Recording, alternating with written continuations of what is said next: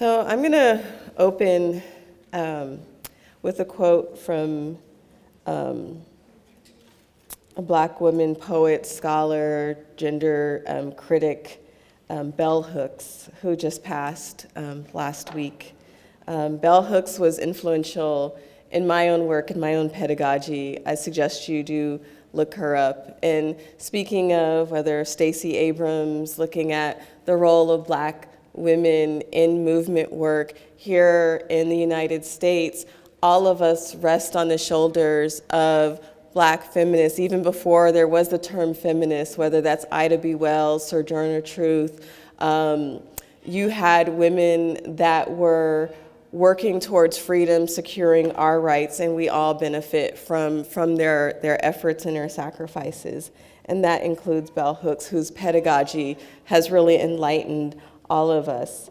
And in this quote, Bell Hooks says, "Since the notion that we should all forsake attachment to race and or cultural identity and just be humans within the framework of white supremacy has usually meant that subordinate groups must surrender their identities, beliefs, values, and assimilate by adopting the values and beliefs of privileged class whites, rather than promoting racial harmony. This thinking has created a fierce cultural protectionism." And I want us to think about that. That is that dominant narrative that to become American, we must let go of our cultural identities, our faith practices, our cultural traditions, even our traditions of resistance, of securing rights and dignity for all. To become American is a main operating myth that protects the dominant group who has extracted resources from all Americans. Now, the work that we have today as visibly Muslim women, as practicing Muslim women, is really of asserting our faith in a place where they're saying that faith has no place in the public sphere. Now, that doesn't mean that we have to assert our faith in controlling other people, but rather that our faith is informing how we understand justice, of addressing the social inequities that we have. Now, I want to kind of go back to, I teach a lot of community college and high school, so I usually start with some quick definitions because it gets really sticky sometimes when we have conversations around what does it mean, what is identity, right? Like who we are. So, in one definition, identity is the coherent sense of self, stable across circumstances, including past experiences and future goals. Who you are as a person, right? And so when we open up with anti-racism workshops, typically we'll have people share for 2 minutes, talk about yourself without talking about your social identity, right? And so people have to say certain things about you. What makes you you? And the thing about the system that we have of capitalism, neoliberalism, it kind of strips us of who we are as individuals, right? Even our social identities, it wants to strip that so that we are just consumers. But who you are as a person when circumstances may change, right? So when we have this exercise, a lot of times people will say, hey, I like cookies, I don't like peanut butter, I like watching movies or sci-fi. These are things maybe like about our personality, our individual self. Like I usually tell people, like, I'm a moody person. Sometimes I'm funny, sometimes I'm not so funny. I tell corny jokes. These are things that make me who I am. I have certain experiences that shape me. You all have experiences that shape you as individuals. But there's also social identities. These are things of how the society treats you. That is you as a woman, right? You have your Muslim identity, how you're treated in a social sphere, your class identity, right? Even the regions, a lot of times we downplay that. I'm in the Midwest.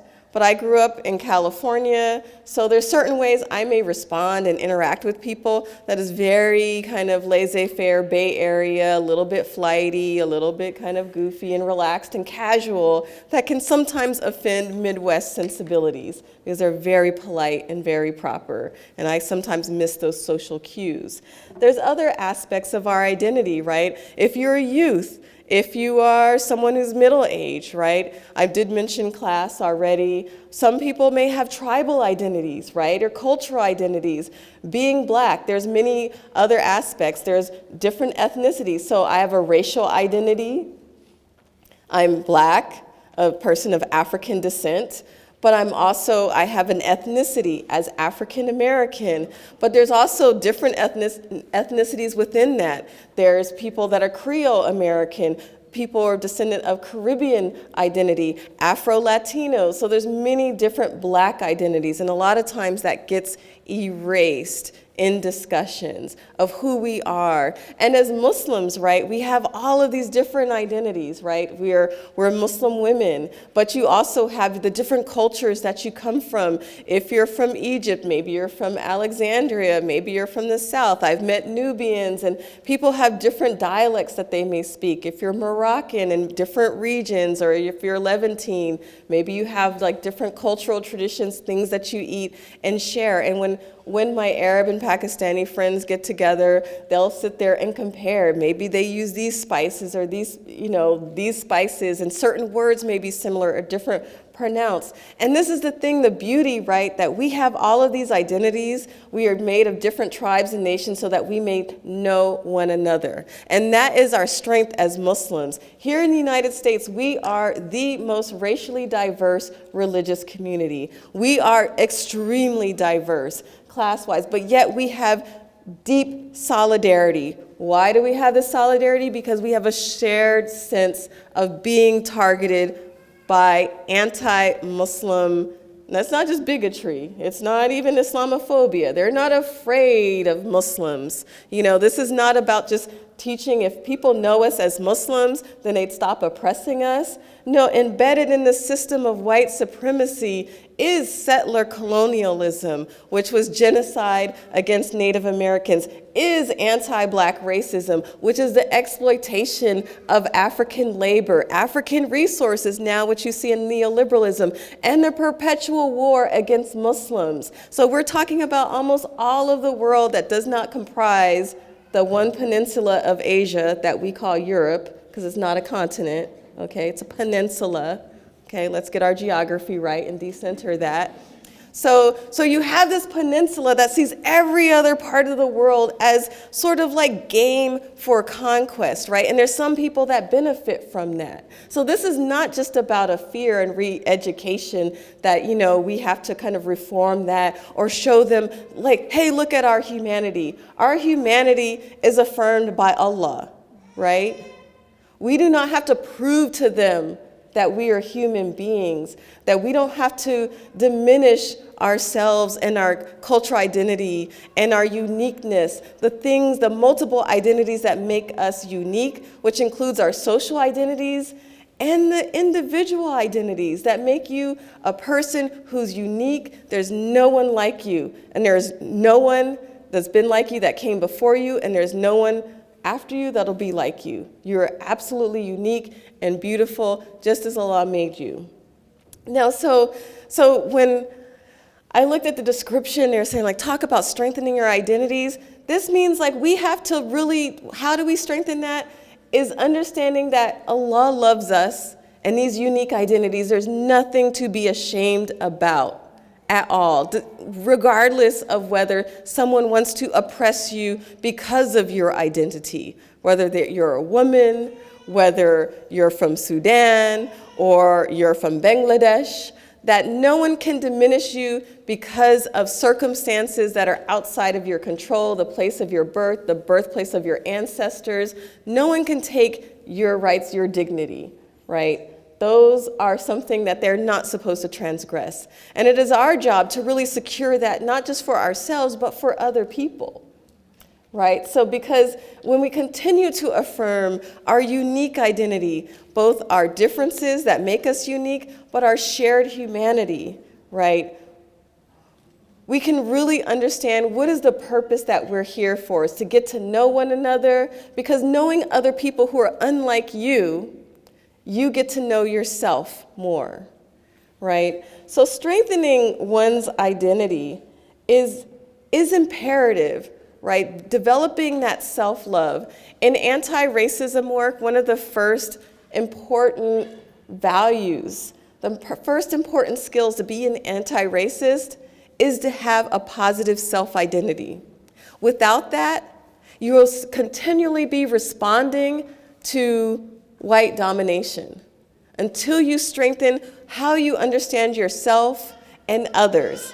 That includes understanding your own history. It is important for you to begin to read history, right? Even reclaim history, whether that's like, if there's not that much that is written, go ask your parents if you can. Ask your elders. Find out more of their stories and struggles, and embrace their struggles for dignity. This is not about, some people say like, hey, you come from kings and queens. I am gladly embracing my family's identity as workers, as people who were formerly enslaved, that they survived deep oppression, and that they still maintained their dignity, and that in many of their dua, that their prayers, because many of my ancestors, when we did the DNA test, I found that we came from regions where they were predominantly Muslim. Several regions that were, from the Niger Valley, from places in Mali. And when those people were captured, right, they made dua and they survived long enough to pass on something. And then here I am standing up in front of them that these are their dua, right? This is their dua. All of us together, someone prayed, and here we are together to make our world better. Now, despite any of those struggles, a lot of times when I was younger, I used to feel deep shame about my own identity, my own struggles, and wish I was somebody else. But as I began to learn Black history, as I learned world history, and I remember in like high school, I had a Black teacher, Mr. Smith, and I wasn't even Muslim at the time, but many ways he planted those seeds for me to understand the history of the world, and he started off talking about the Crusades, right? And understanding that the Crusades weren't just religious war, this was about money. And he was like, they were out there to get booty. And so we thought it was funny. But I just remember he put that in my head, that a lot of these religious wars, just like Islamophobia, are not about, oh, we hate the other because they pray different or they look different, but it's about resources.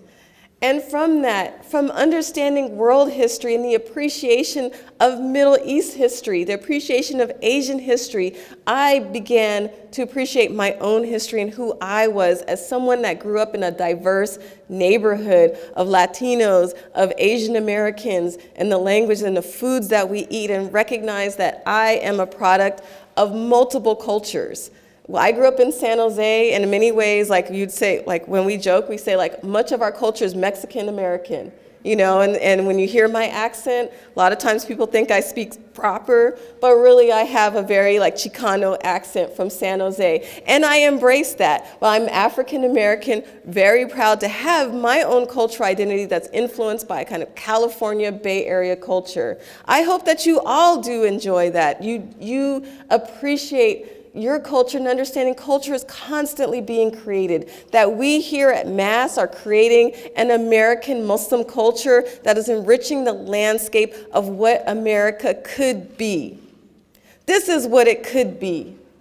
And we know there's much inequity, but we are on the advance of having discussions of any other faith, right? Other faiths are very they don't have the kind of racial analysis or understanding of injustice that we do as Muslims. And if we get this discussions around race, if we start to solve this, we could be a model for a country that has been marred, a country that has been founded on racial inequity. But we as Muslim Americans, as Muslim women, because many ways when we do this justice work, you see you have Dr. Fahmy, Muslim women are at the forefront of doing this work.